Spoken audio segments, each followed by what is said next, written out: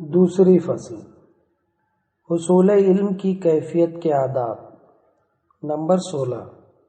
طلب علم کی کیفیت اور اس کے مراتب۔ جو اصول یعنی علم کی بنیادوں کو ازبر نہیں کرتا،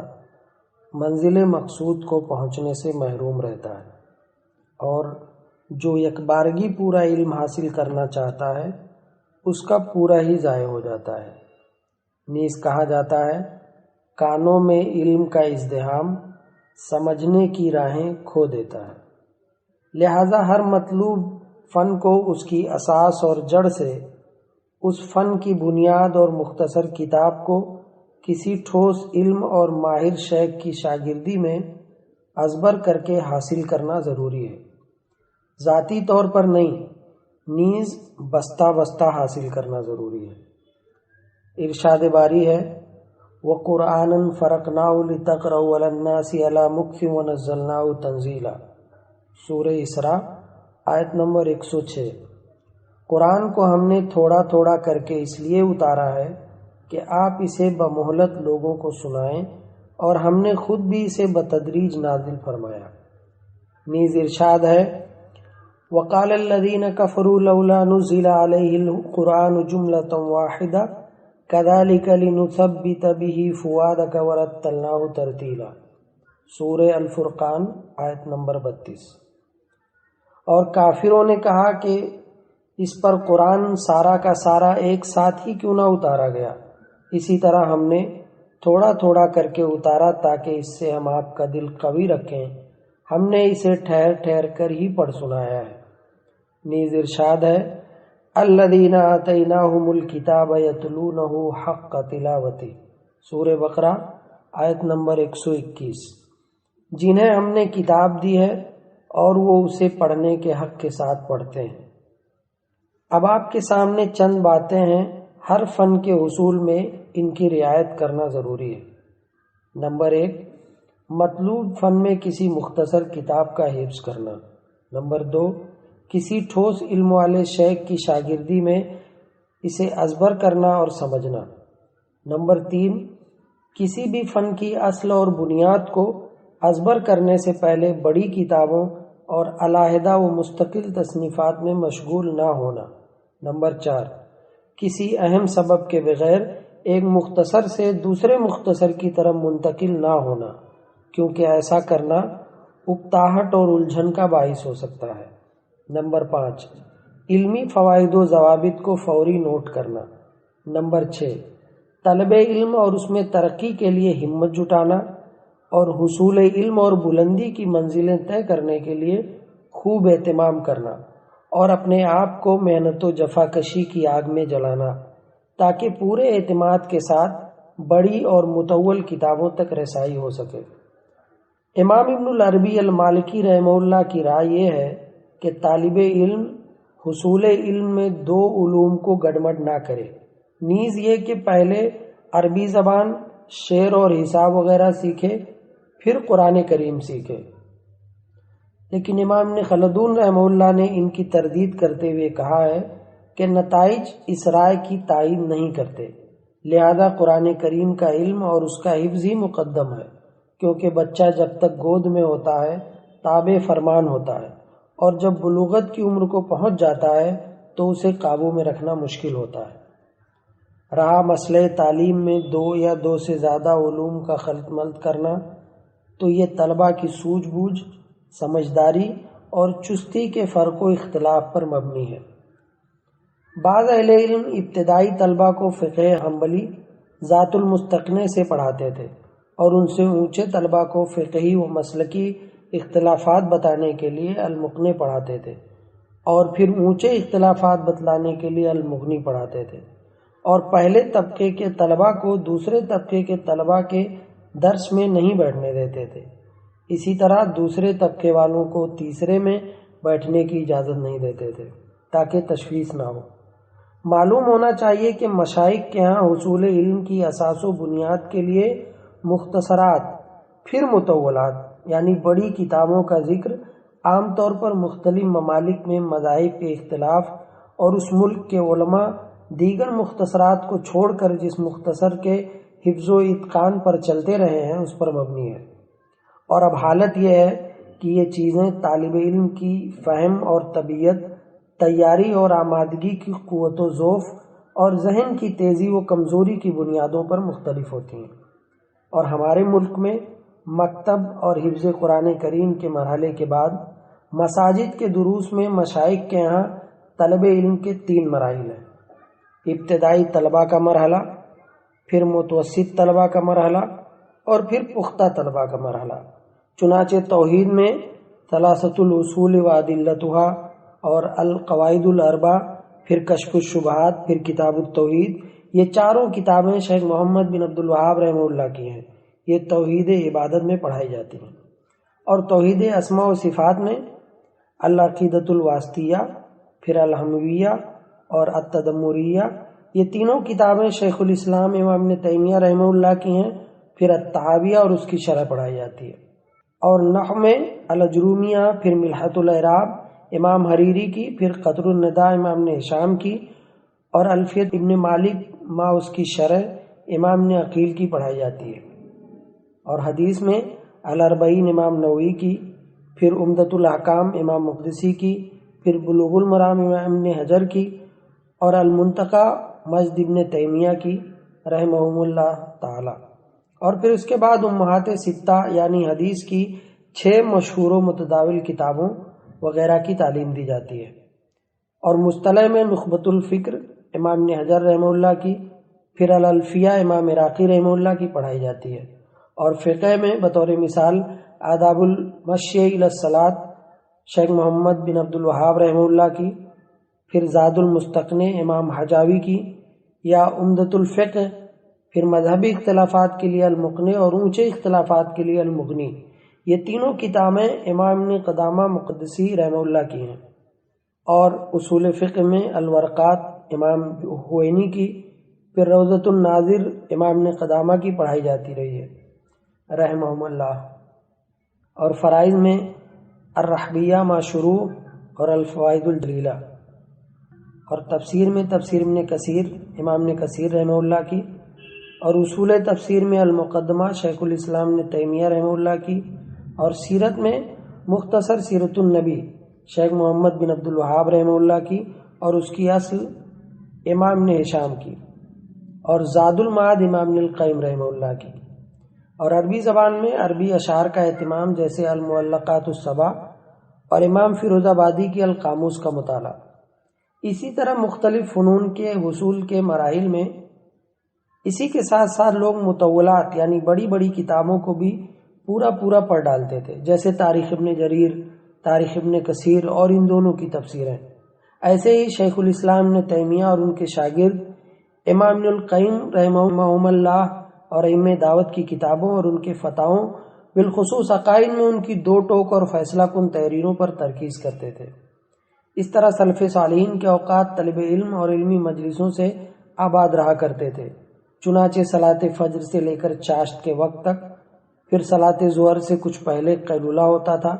اسی طرح 5 وقتہ نمازوں کے بعد بھی دروس منعقد ہوا کرتے تھے، اور یہ سیکھنے سکھانے والے یعنی علماء و طلباء سلف صالحین کے منہج کے مطابق طرفین کا باہم درجہ ادب و احترام کیا کرتے تھے، اور ان کی عزت نفس کا بڑا خیال اور لحاظ رکھتے تھے، اسی لیے انہیں منزل مقصود تک پہنچنے کی توفیق ملی، اور ان میں سے ایک جمع غفیر علم کے باب میں ائمہ کی فہرست میں شمار ہوئی، والحمدللہ رب العالمین۔ تو بھلا کیا طلب علم کی اصلیت اور روحانیت کی طرف دوبارہ پلٹنے کی کوئی صورت ہے کہ تیار شدہ مذاکرات اور نوٹس کے بجائے معتبر مختصرات پڑھائے جائیں، اور صرف فہم پر اعتماد کرنے کے بجائے انہیں حفظ کیا جائے کہ طلبہ پوری طرح ضائع ہوتے جا رہے ہیں، نہ حفظ باقی رہ گیا ہے نہ فہم، جبکہ سلف صالحین کے نقش قدم کی پیروی اس وقت ہو سکتی ہے جب تلقین یعنی زبانی تعلیم دھوکہ آمیزش اور میل کچیل سے خالی ہو۔ اللہ ہی مددگار ہے۔ حافظ عثمان بن خرزاد رحمہ اللہ وفات 282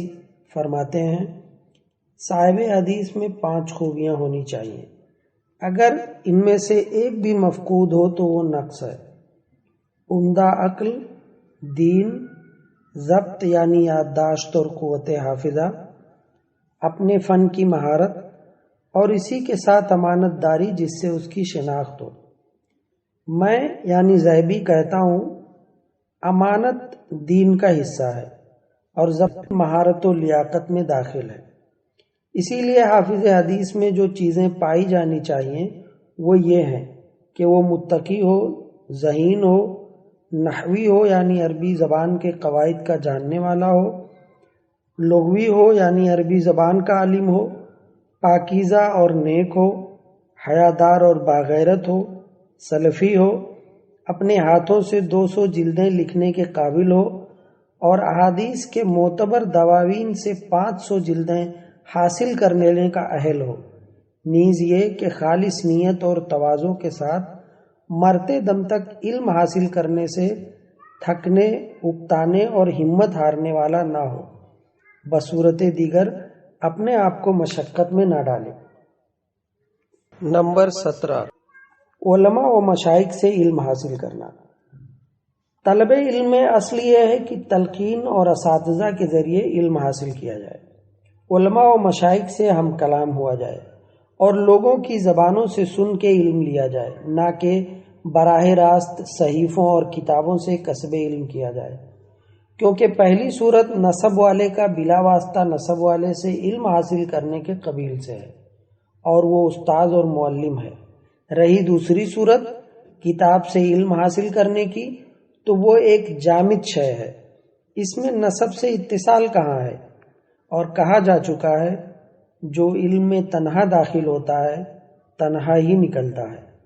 یعنی جو استاذ کے بغیر علم حاصل کرنا چاہتا ہے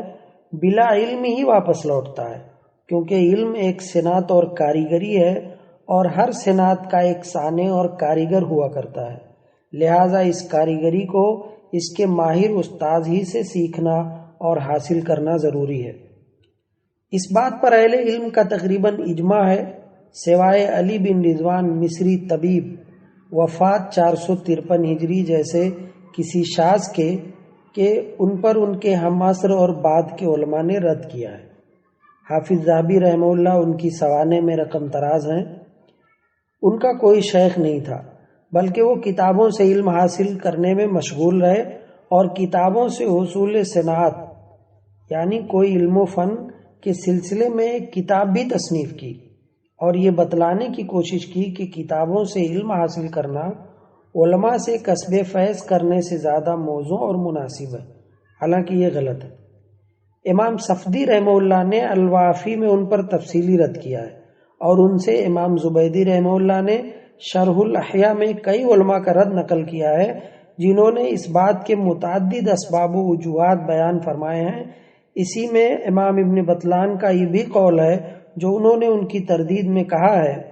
چھٹی بات یہ ہے کہ کتاب میں کچھ چیزیں ایسی پائی جاتی ہیں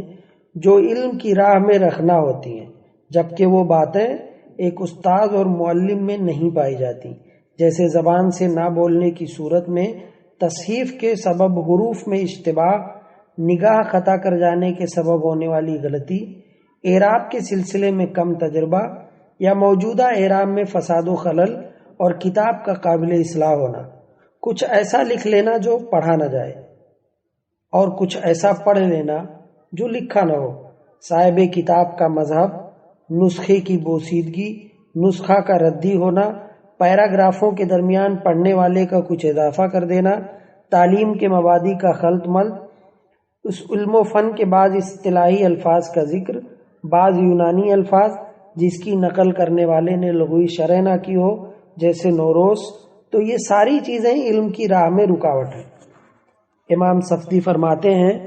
اسی لیے علماء کہتے رہے ہیں کہ علم کسی صوفی یا مصحفی سے نہ لیا کرو، یعنی جس نے مصحف سے قرآن پڑھا ہو اس سے قرآن نہ سیکھو، اور جس نے صحیفوں، کتابوں اور کاغذوں سے علم حاصل کیا ہو اس سے حدیث وغیرہ کا علم نہ لو۔ اور ابن رضوان کے نظریے کے باطل ہونے پر ظاہری اور عملی دلیل بھی موجود ہے کہ مختلف زمانوں، ادوار اور علوم و معارف کے اختلاف کے باوجود آپ ہزاروں لوگوں کی سیرت و سوانح کو دیکھتے ہیں کہ وہ اساتذہ و شاگردان کے ناموں سے بھرے پڑے ہیں، ان میں کسی میں کچھ کم ہوتا ہے اور کسی میں زیادہ،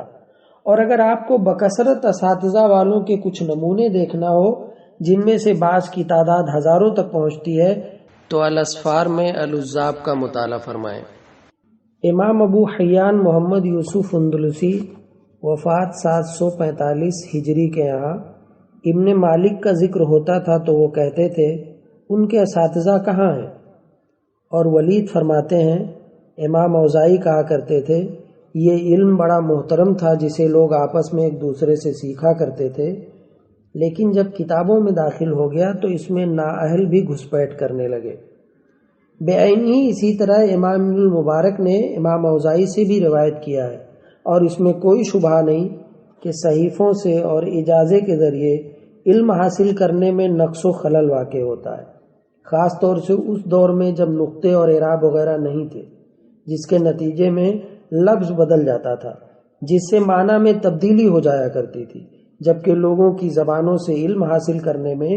اس قسم کی غلطیاں واقع نہیں ہوتی۔ اسی طرح حافظے سے بیان کرنے میں بھی وہم واقع ہو جایا کرتا ہے، برخلاف تصحیح و تنقیح شدہ کتاب سے روایت کرنے سے۔ امام نے خلدون نے اس سلسلے میں بڑی عمدہ گفتگو فرمائی ہے، جیسا کہ ان کے مقدمے میں مذکور ہے، اور کسی نے کیا خوب کہا ہے من لم یشافع عالما باصولہ فیقینہ فی المشکلات ظنون، جو اپنی اصل کتاب لے کر کسی عالم کے روبرو بیٹھ کر علم حاصل نہیں کرتا، مشکلات اور دشواریوں میں اس کا یقین بھی وہم و گمان ہوتا ہے۔ اور امام ابو حیان اکثر یہ اشعار گنگنایا کرتے تھے یظن الغمر ان الکتب تہدی اخن فہم لادراک العلوم وما يدري الجهول بأن فيها غوامض حيرت عقل الفهيم اذا رمت العلوم بغير شيخ زللت عن الصراط المستقيم وتلتبس الامور عليك حتى تصير اضل من توم الحكيم۔ نادان اور کم عقل نے گمان کر رکھا ہے کہ سمجھدار کو کتابیں ہی حصول علم کی رہنمائی کر دیتی ہیں، جاہل کو اتنا پتہ نہیں کہ ان میں ایسی پیچیدہ باتیں بھی ہوتی ہیں جو سمجھدار کی عقل کو حیران کر دیتی ہیں۔ اگر تم بلا استاد علم حاصل کرنا چاہو گے تو صراط مستقیم سے بھٹک جاؤ گے، اور مسائل تم پر اس حد تک گڈمڈ ہو جائیں گے کہ تم حکیم کے توما نامی گدھے سے بھی زیادہ گمراہ ہو جاؤ گے۔